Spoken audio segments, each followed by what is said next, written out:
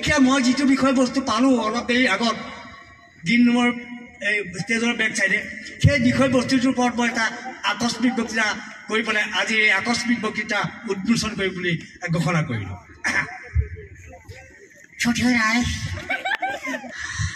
আজি মোৰ ভাগত যিটো বস্তু পৰিছে মোৰ ক'বলৈ লাগেই লাগিছে। আজি মোৰ ভাগত যিটো বস্তু পৰিছে এইটো বস্তু সকলোৱে ভাল পায়। ডেকা ল'ৰাবিলাকে বহুত ভাল পায়, আজিকালি বুঢ়াবিলাকেও ভাল পোৱা হৈছে। আজি মোৰ ভাগত যিটো বিষয়বস্তু পৰিছে সেইটো বস্তু হৈছে ছোৱালী।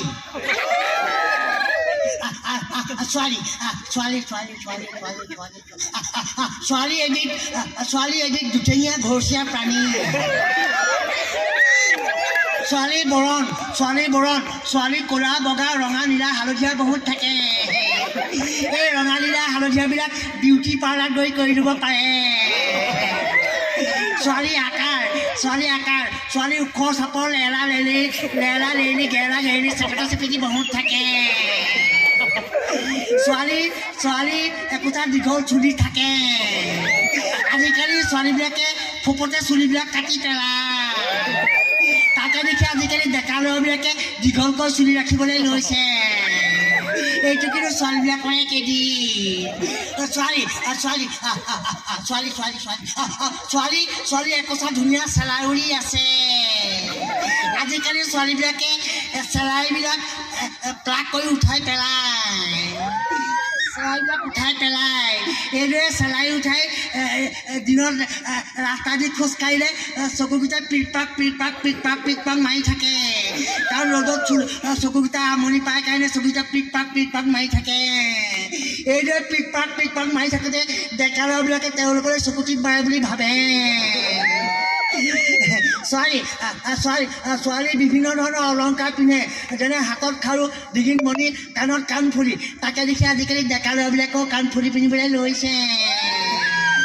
এইটো কিন্তু ছোৱালীবিলাকৰে কেইদিন।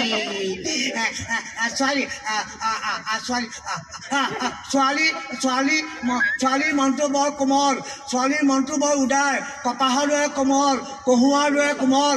ছোৱালীয়ে কাৰো কথা পেলাব নোৱাৰে। সেইকাৰণে আজিকালি এজনী ছোৱালীয়ে একেলগে 10-12জনক ভাল পাব পাৰে।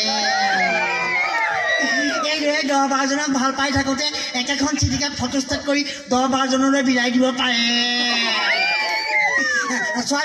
ছোৱালী বৰ ইকনমিক।